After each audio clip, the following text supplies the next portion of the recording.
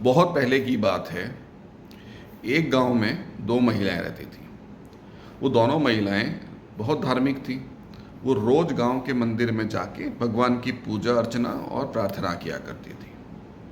बहुत दिनों तक ये क्रम चलता रहा। एक बार एक महिला अकेली मंदिर में पहुंची और पहुंचते ही भगवान के सामने फूट फूट के रोने लगी। काफ़ी देर तक रोने के बाद उन्होंने भगवान को उलाहना दिया कि प्रभु, मैं और मेरी सहेली रोज आपकी सेवा करते हैं, प्रार्थना करते हैं, आप कितने निष्ठुर क्यों हैं?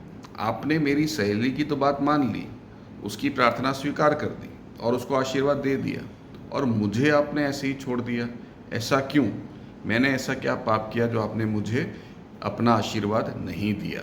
ऐसा कह के वो बार बार रोती रही और उसने भगवान को जिद पकड़ ली। उसने भगवान के सामने प्रार्थना करी कि आप अभी के अभी यहाँ प्रकट हों और मुझे बताएं कि आपने ऐसा क्यों किया। मुझे बहुत चिंता हो रही है कि क्या मैंने इतना कोई बड़ा पाप किया जिससे आपने मुझे छोड़ दिया और आपने मुझे आशीर्वाद नहीं दिया। तब भगवान वहाँ प्रकट हुए।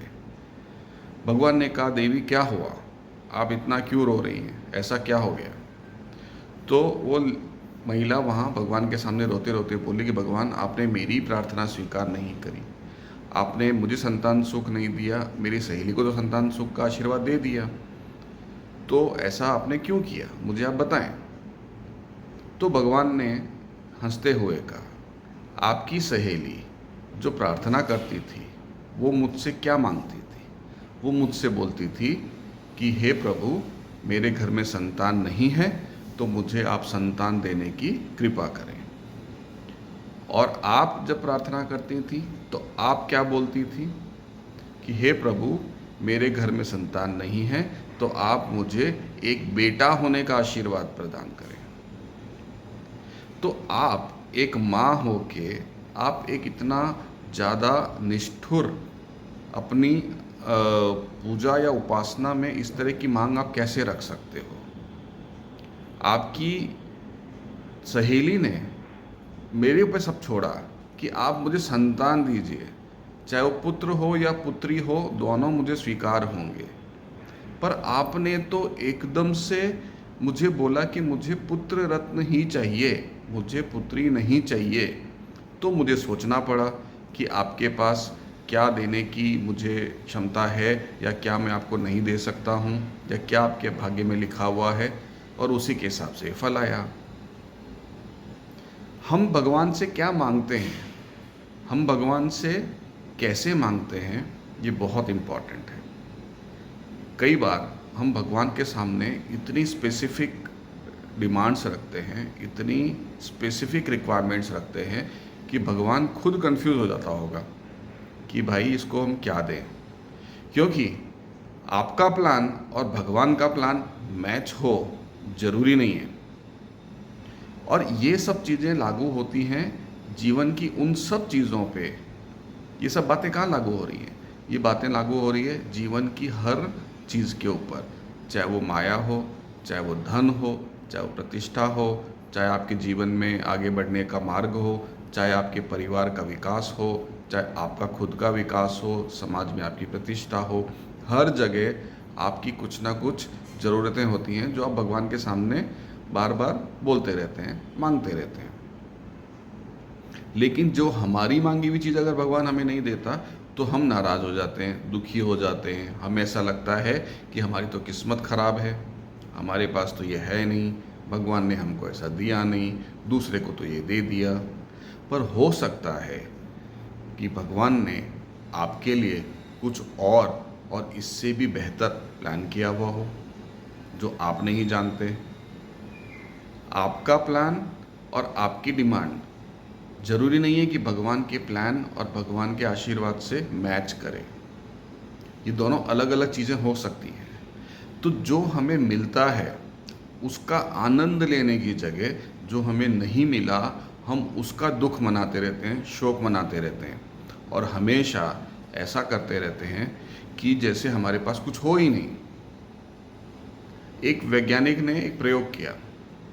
उन्होंने एक क्लास में अपने सारे स्टूडेंट्स के सामने एक वाइट बोर्ड के ऊपर बीच में एक छोटा सा काला निशान बना दिया और सारे स्टूडेंट्स को पूछा कि आपको बोर्ड पे क्या दिखाई दे रहा है।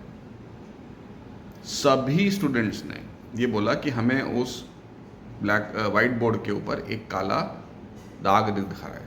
वो काला दाग है जो आपने वहाँ लगाया है ब्लैक पेन से, जो आपने मार्कर से वहाँ लिखा है, वो हमको दिख रहा है।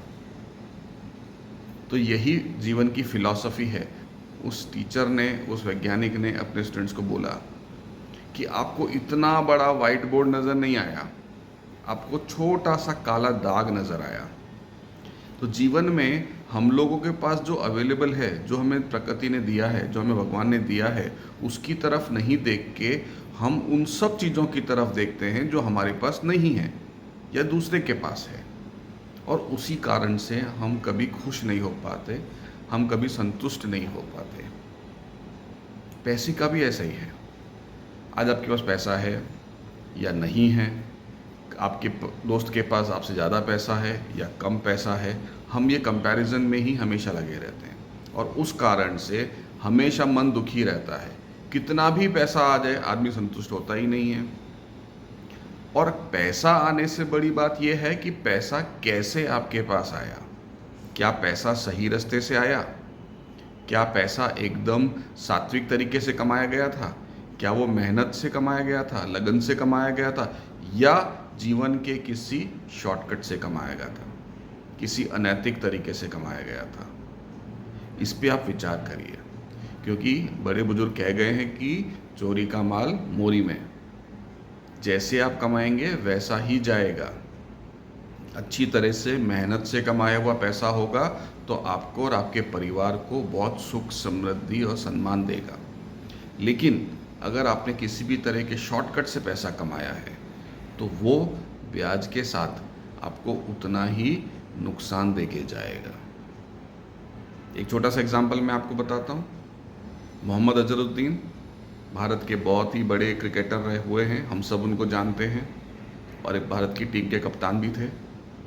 हम सब ये भी जानते हैं और ये सिद्ध भी हो चुका है कि जब भारत में क्रिकेट को लेकर स्कैंडल हुआ था, जहाँ चीटिंग हुई थी, उसमें वो शामिल थे, और उस प्रोसेस में उन्होंने काफ़ी पैसा कमाया, बहुत पैसा कमाया, लेकिन उनका क्रिकेटिंग कैरियर ख़त्म हो गया। वो तो हुआ, लेकिन पैसा तो बहुत ज़्यादा कमा चुके थे। अब बहुत ज़्यादा पैसा जो उनके पास आ चुका था, उन्होंने इसको किस तरह से यूज़ किया? उन्होंने अपने बेटे को एक बहुत ही महंगी मोटर बाइक ला के दी।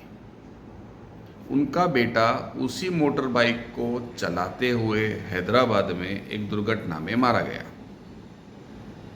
अब आप सोचिए कि आपका 2 नंबर से या अनैतिक तरीके से कमाया हुआ पैसा, जिसको आपने अपने परिवार की खुशी के लिए यूज़ किया था, वही पैसा आपके परिवार को ही आपके जीवन का सबसे बड़ा दुख देके चला गया।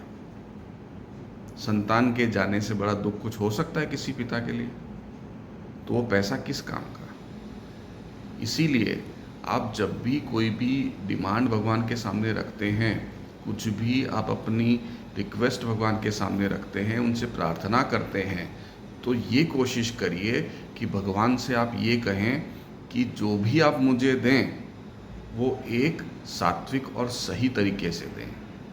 मेरे पास ऐसा कुछ भी ना आए जो एक गलत तरीके से आया हो, अनैतिक तरीके से आया हो, किसी को दुख में डाल के आया हो, क्योंकि ऐसा आया हुआ धन मुझे हमेशा दुख ही दे के जाएगा। और ये एक सर्वविदित सच है। आप अपने आसपास के हज़ारों लाखों एग्जाम्पल्स में देख सकते हैं कि जिस तरीके से भी धन कमाया गया होगा, उसी तरीके से उसका फल आपको दिखाई देगा। ये जो मैंने आज टॉपिक लिया था, ये हमारे एक मित्र हैं, उनके कहने पे लिया था। उनकी बहुत ज़्यादा मुझे रिक्वेस्ट आई थी कि आप इस टॉपिक पे आज बात करें, क्योंकि इस टॉपिक पे मैं आपके विचार जानना चाहता हूँ।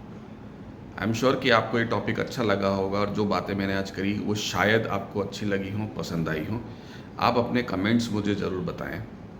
मेरे व्हाट्सएप नंबर पे आप मुझे व्हाट्सएप कर सकते हैं, जैसे आप लोग करते हैं, या आप मेरे यूट्यूब चैनल पे भी लिख सकते हैं, या मेरे फेसबुक या लिंक्डइन पे भी आप मुझे वहाँ पे कमेंट कर सकते हैं। और किस टॉपिक के बारे में आप बात करना चाहते हैं वो टॉपिक मुझे ज़रा लिख के भेजें। और इस तरह की कहानियों के लिए, इस तरह के मैसेजेस के लिए मेरे साथ जुड़े रहें। नमस्कार।